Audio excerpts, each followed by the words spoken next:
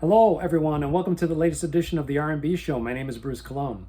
And for today's show, I wanted to get into an interesting topic and something that I've given a lot of consideration to coming off of my last few McCartney videos. And that is the consistently harsh treatment that Paul received from critics throughout most of the 1970s. You know, these days, Paul is one of our most, if not the most beloved figure in all of rock history. He's literally royalty at this point, and pretty much above reproach for many of his fans. But this was not always the case, particularly among critics. So I did want to discuss his critical standing in the 70s, what the critics had wrong, which was a hell of a lot, but also what they may have had right in a few instances. I will be referring to a few of my notes throughout. Let's just dive right in. So to start with, Paul has always been too diverse in his musical interests and abilities for many critics. Or as my friend Michael Noland of the Bottom Line channel refers to them, critters. I like that one, Michael. I might actually steal that one. But anyway, Paul was never just pop or rock or ballads or pure schmaltz. He loves all kinds of music, and he does most of it very, very well. And you can see this anytime that Paul has felt boxed in musically, he's always created other opportunities for creative freedom. You know, whether it was the Pepper concept to break free of the straitjacket of Beatlemania, the Percy Thrillington Ram offshoot, which, you know, several hardcores in the audience will get that reference, the Fireman albums, his classical works, McCartney 1, 2, and 3, you know, all of these were ways of trying out new ideas and exploring other avenues of creativity, you know, which in his case, again, is quite varied. That kind of scope is hard for those who want to easily pigeonhole artists, which is what most critics want to do. So critics were notoriously hard on Paul throughout most of the 70s. And it didn't help that Paul was getting a lot of bad and poorly researched, in my opinion, press regarding the breakup of the Beatles, taking pretty much the lion's share for that breakup. You know, as fans now know, Paul had to sue the other three Beatles to free himself of their shady manager, Alan Klein, who took over their business affairs after the death of Brian Epstein. And this was a decision that was made against Paul's wishes. Anyway, the lawsuit cast Paul in a really bad light in the press, even though the other three Beatles would later admit that he was right in his assessment of Klein. And the lawsuit actually saved what all four of them had worked so hard for throughout their entire career. The other even bigger hurdle was the bar that Paul set with the Beatles. You know, this was a band with three top-tier writers, and moving Paul forward, Paul would have to pretty much provide all of the material for his albums. This was a real challenge to overcome in establishing himself on his own terms. Right out the gate, fans were expecting major masterpieces, and Paul swerved them a bit with his first solo album, which is 1970's McCartney. And this was an album that allowed Paul a looseness and an immediacy following the studio perfectionism of most of the Beatles' output. It was seen as anticlimactic when it was released, and in a way, Paul was handicapping himself by purposely steering away from the musical language of the Beatles. But he was doing this to mitigate comparisons to the past.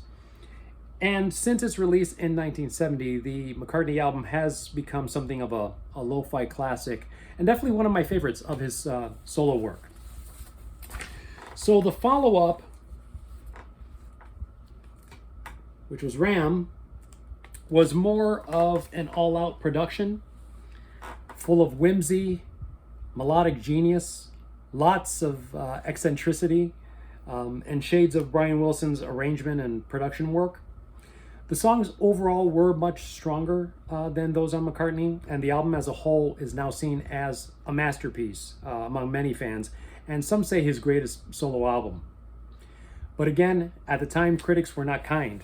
In fact, that's a bit of an understatement. They were outright savage with Ram.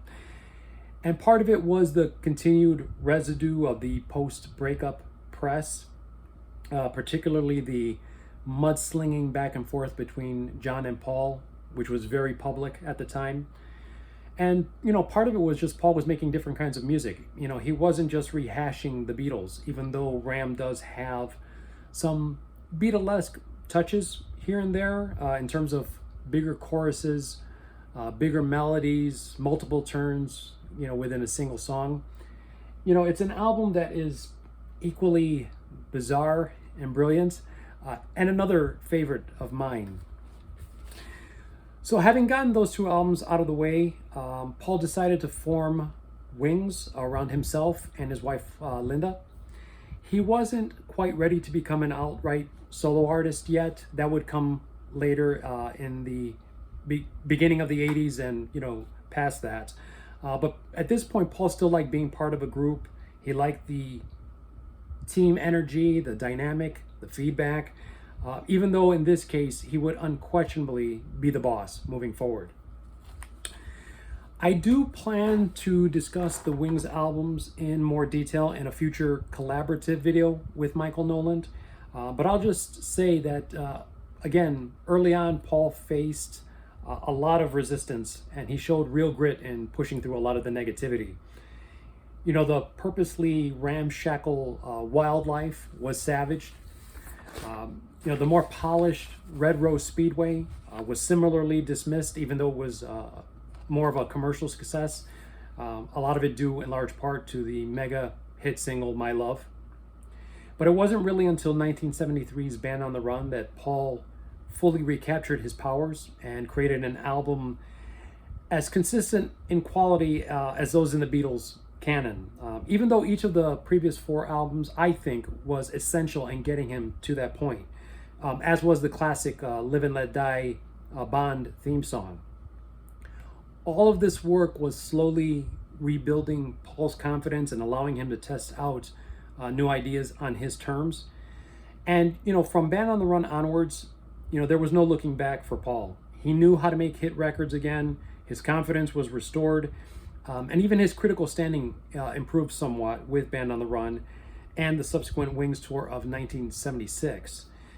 Paul had weathered the storm. He'd reclaimed most of his goodwill from the 60s, while also building a new and younger audience due to the huge commercial success of Wings. So, having said all that, where were the critics perhaps right in some of their takes in the 70s? Let me preface this by saying that of all of Paul's solo work, his 70 albums remain my favorites, even though he's done a lot of great work since that, I also love. But, when it comes to his 70s output, he was always much stronger on musical arrangements, melodic ideas, more so than on lyrics, and that's a legitimate criticism from the 70s. And this was something that was not as apparent in his Beatles work, so I don't know if it was too much herbal recreation and 70s stoned whimsy, or maybe just not having a collaborator on the level of a John Lennon to put the kibosh on lesser ideas or to push for another draft. It was probably both, but it's a funny thing because if you actually just listen to all of the 70s records and just put your ear to the music itself, minus the half-baked words, the music itself usually ranges from engaging to great, and his vocal melodies are peerless. But it's like he chose words more for how they sang and how they sounded, rather than any particularly deep meaning. And often the words that he did choose could be cringy, overly sentimental, or simply just lightweight. Paul has never been a super serious writer. On the one hand, it's an endearing quality because he lacks a lot of the self-important pretensions that bog down a lot of other writers. But a lot of his lyrics in the 70s do betray the music a bit. It really wouldn't be until 1997's Flaming Pie where Paul would start to dig much deeper in his lyrics, and from that point forward produce a much more consistent balance between words and music. It's kind of like the Beatles anthology reminded him of a much higher standard in his work. And to Paul's credit, since the 1995 release of the anthology, all of the work that he's produced on his own since has kept improving in the lyric department, and that higher standard does remain pretty much to this day. Also, even though Paul is a tremendous rock and roller, with a voice that could have easily fronted a heavy metal band if he wanted to, Paul's 70s work without a doubt is ballad heavy, which again, it's not necessarily a knock if you like that sort of thing. But for me, there are never quite enough outright rockers on his solo and Wings records, which is why the ones he did do stood out so much from the period, And I think the reason for this may, have simply come down to Paul looking at his, publishing, looking at what kinds of songs performed best. If you look at two of his biggest songs, with the Beatles, you have Yesterday, which is an acoustic guitar ballad. You have Hey Jude, which is a piano ballad. Both of these commercial monsters and enduring classics. And since then, every Beatles album or solo or Wings album has featured either an acoustic guitar ballad or a piano ballad from Paul, or in many cases, both. He does them very well, but it's always at the expense of featuring outright rock on his albums.